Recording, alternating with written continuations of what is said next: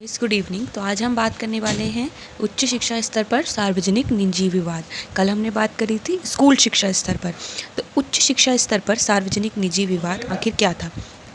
जहाँ तक उच्च शिक्षा की बात है, प्रारंभ में इसकी व्यवस्था सरकार द्वारा की जाती थी, परंतु जब उच्च शिक्षा में प्रवेश का दबाव बढ़ा तो इसकी व्यवस्था में निजी संस्थाओं का सहयोग लेना शुरू किया गया।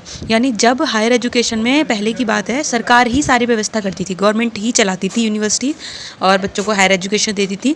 लेकिन जैसे जैसे एडमिशन बढ़ने लग गए तो गवर्नमेंट स्कूल उनकी नीड को फुलफिल नहीं कर पा रहे थे, तो धीरे धीरे क्या करा, प्राइवेट यूनिवर्सिटियाँ भी खुली जिन्होंने उनका सहयोग लिया ताकि बच्चे वहाँ एडमिशन लेके अपनी हायर एजुकेशन पूरी कर सके। परंतु हम देख रहे हैं कि उच्च शिक्षा की ये स्ववित्त पोषित शिक्षा संस्थाएं यानी हायर एजुकेशन की जो सेल्फ फाइनेंस एजुकेशन इंस्टीट्यूट हैं, वो क्या करती है, बहुत भारी शुल्क ले रही है। जैसे आप देखते हो ना, सेल्फ फाइनेंस होता है, इंस्टीट्यूट होते हैं कुछ, वो बहुत सारे पैसे लेते हैं बच्चों से, उनकी फ़ीस बहुत ज़्यादा होती है। बीएड को ही देखें तो 50-55 हज़ार होती है। निम्न स्तर की शिक्षा व्यवस्था कर रही है। यही कारण है कि इस शिक्षा के संदर्भ में सार्वजनिक निजी विवाद कुछ अधिक है। उच्च शिक्षा का उत्तरदायित्व सरकार को स्वयं संभालना चाहिए। तो कुछ लोग बोलते हैं कि जो हायर एजुकेशन का रिस्पॉन्सिबिलिटी है वो गवर्नमेंट को ही संभालनी चाहिए, प्राइवेट स्कूल या सेल्फ फाइनेंस इंस्टीट्यूट के हाथों में जिम्मेदारी नहीं देनी चाहिए, तथा साथ ही स्ववित्त पोषित यानी self finance private higher education institute के विपक्ष में इनके तर्क हैं, वो जो इस चीज़ का अपोज करते हैं, वो कहते हैं ये भारी कैपिटेशन धनराशि वसूल करती है, यानी सभी को समान धनराशि वसूल करती है। स्ववित्त पोषित मेडिकल कॉलेजों में तो 20 से 40 लाख रुपए तक कैपिटेशन धनराशि ली जाती है। बोलते हैं सभी से इक्वल धनराशि लेती है। अगर ये किसी जो जिनके पास पैसे कम हैं, जिनकी आर्थिक स्थिति कमज़ोर है, उनसे कम पैसे ले या स्कॉलरशिप वगैरह अच्छी दे तो कुछ अच्छी बात है, लेकिन ये बहुत सबसे ही इक्वल पैसा लेती है, 20 से 40 लाख तक। तो ये इसके विपक्ष में बातें हैं। इन संस्थाओं के वार्षिक शुल्क भी सरकारी उच्च शिक्षा संस्थाओं से 20 से 50 गुना तक अधिक होते हैं। यानी जो गवर्नमेंट वाले हायर एजुकेशन इंस्टीट्यूट होते हैं उनसे इनकी फ़ीस 20 गुना 50 गुना अधिक होती है। जैसे अगर हायर एजुकेशन की बात करें, अगर आप गवर्नमेंट से बीएससी करो तो 4-5 हज़ार में निपट जाती है, लेकिन वही अगर प्राइवेट से करो तो 40-50 हज़ार लग जाती है। थर्ड पॉइंट है, इनमें छात्र छात्राओं के साथ शिक्षकों का भी आर्थिक शोषण होता है। शिक्षकों का आर्थिक शोषण कैसे होता है? जैसे गवर्नमेंट में तो वो गवर्नमेंट है तो उनकी सैलरी अच्छी खासी होती है, 90,000 प्लस 1 लाख तक होती है। लेकिन अगर प्राइवेट की बात करें, देते वो क्वालिटी एजुकेशन है, अच्छी पढ़ाई देते हैं, लेकिन क्या होता है, उनकी सैलरी अच्छी नहीं होती, 30-40 तक ही वो सिमट के रह जाते हैं, जो कि उनकी क्वालिफिकेशन से तो बहुत ही कम होती है। अधिकतर वित्त पोषित उच्च शिक्षा संस्थाओं में आवश्यक संसाधनों की कमी होती है। ज़्यादातर देखा गया जो सेल्फ फाइनेंस वाले हायर एजुकेशन के इंस्टीट्यूट हैं उनमें रिसोर्सेज की कमी होती है। अधिकतर वित्त पोषित विश्वविद्यालय घर बैठे उपाधियाँ प्रदान कर रहे हैं, जो कि गलत बात है। इससे बच्चे क्या है, सीख नहीं पाते। कुछ ऐसी ओपन यूनिवर्सिटियाँ खुल गई हैं जैसे इग्नू, घर बैठे बैठे क्या करती है, बच्चों को डिग्री दे देती है। तो ये गलत बात है, बच्चों से इससे अच्छी तरह सीख नहीं पाते, कॉलेज नहीं आ पाते।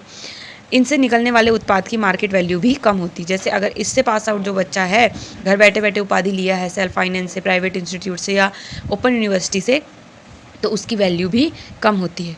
इनके द्वारा उच्च शिक्षा का आवश्यकता से अधिक विस्तार हो रहा है, जिसके कारण शिक्षित बेरोजगारी बढ़ रही है। अब आप देखेंगे कि हर 1 किलोमीटर के दायरे में आपको एक यूनिवर्सिटी दिख जाएगी, 2 किलोमीटर के दायरे में यूनिवर्सिटी दिख जाएगी।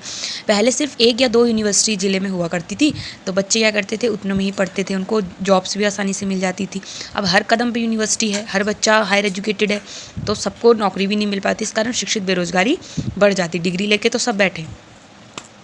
दूसरी तरफ स्ववित्त पोषित निजी उच्च शिक्षा संस्थाओं के पक्षधरों के तर्क हैं, जो इसके पक्ष में बात करते हैं। वो कहते हैं ये उच्च शिक्षा की व्यवस्था में सरकार का सहयोग कर रही है और सरकारी उच्च शिक्षा संस्थानों में प्रवेश के दबाव को कम कर रही है। यानी गवर्नमेंट में जो प्रेशर होता है एडमिशन का, बच्चों को नहीं मिल पाते, सीट फुल हो जाती हैं, उस चीज़ को ये कम कर रही है ताकि बच्चे आसानी से एडमिशन ले पा रहे हैं और हायर एजुकेटेड डिग्री ले पा रहे हैं। इनमें बड़ी स्पर्धा है, कंपटीशन अधिक है। ये संस्थाएं सरकारी संस्थाओं से बेहतर शिक्षा की व्यवस्था कर रही, क्वालिटी एजुकेशन देती, टाइम पे क्लास लगती है, एक ड्यूरेशन से क्लास लगती है, बिल्कुल फॉर्मल एजुकेशन मिलती है। गवर्नमेंट में तो इतनी अच्छी तरह से क्लासेस भी नहीं लगती। इनमें अनुशासनहीनता की कोई समस्या नहीं होती, इनडिसिप्लिन नहीं होता है। इनमें शिक्षण अधिगम के लिए उपयुक्त पर्यावरण है। फोर्थ आता है, इनमें शिक्षक संस्थापकों के सीधे नियंत्रण में होते हैं, इसलिए वे परिश्रम से पढ़ाते हैं। मतलब अगर डिपार्टमेंट की बात करें, बीएड की करें, तो उसमें क्या होता है, हेड ऑफ डिपार्टमेंट होता है, नीचे मैनेजर होगी, प्रिंसिपल होगा, तो सब लोगों का उनसे डायरेक्ट कांटेक्ट होता है, जिस कारण वो अच्छे परिश्रम से बच्चों को पढ़ाते हैं। ये सामान्य स्तर के छात्र छात्राओं को प्रवेश देकर सामान्य से कहीं अच्छे परीक्षा परिणाम भी देते हैं। अच्छे से बच्चों को पढ़ाते हैं, रिजल्ट भी अच्छा मिलता है। कंक्लूजन में कह सकते हैं, यदि निष्पक्ष भाव से देखा जाए तो स्पष्ट होगा कि सेल्फ फाइनेंस के जो इंस्टीट्यूट हैं उनमें सरकारी उच्च शिक्षा संस्थाओं की तुलना में कमी बहुत अधिक है, और अच्छाई केवल एक ही है कि ये उच्च शिक्षा के इच्छुक युवकों को उच्च शिक्षा के अवसर प्रदान करती है। इनमें कमी बहुत है। अच्छी सिर्फ क्या है कि ये सबको एजुकेटेड कर पा रही है यूनिवर्सिटियाँ, परंतु अवसर प्रदान करने का तब तक कोई अर्थ नहीं जब तक इनमें शिक्षण अधिगम की उत्तम व्यवस्था ना हो। इनके सुझाव में हम कह सकते हैं, हम देख रहे हैं कि इस समय देश में self finance higher education institute का जाल सब बिछ गया है। मतलब हर कदम पे आपको यूनिवर्सिटियाँ दिखेंगी हायर एजुकेशन की, बीए, बीएससी, बीकॉम कराने वाली, और अधिक शिक्षा संस्थाएं इनमें शामिल हैं। विडंबना तो यह है कि बाहरी शुल्क लेकर भी ये क्वालिटी एजुकेशन नहीं दे पा रही है। वर्तमान स्थिति ये में बंद तो नहीं की जा सकती, परंतु इनमें सुधार तो किया जा सकता है। सरकार को इस क्षेत्र में क्या करना चाहिए, अधिक से अधिक सुधार करने चाहिए। इसका कंक्लूजन, समकालीन भारतीय समाज में सार्वजनिक और निजी क्षेत्र की बहस जटिल है और इसके विभिन्न पहलू हैं। दोनों क्षेत्रों की अपनी अपनी भूमिकाएं और चुनौतियां हैं। यह महत्वपूर्ण है कि सरकार और समाज दोनों मिलकर एक संतुलन स्थापित करें, जिससे आर्थिक विकास, सामाजिक न्याय और समग्र विकास सुनिश्चित हो सके। सरकार को ऐसे कदम उठाने चाहिए जिससे बच्चों का डेवलपमेंट हो, चाहे वो प्राइमरी एजुकेशन हो, चाहे वो हायर एजुकेशन हो। बच्चों को क्वालिटी एजुकेशन मिले, वो किसी वोकेशन से जुड़ सकें, इसके लिए सरकार को कदम उठाने चाहिए। तो इसी तरीके के बने रहें हमारी वीडियो में। लाइक, सब्सक्राइब और शेयर करना ना भूलें। Thank you for watching.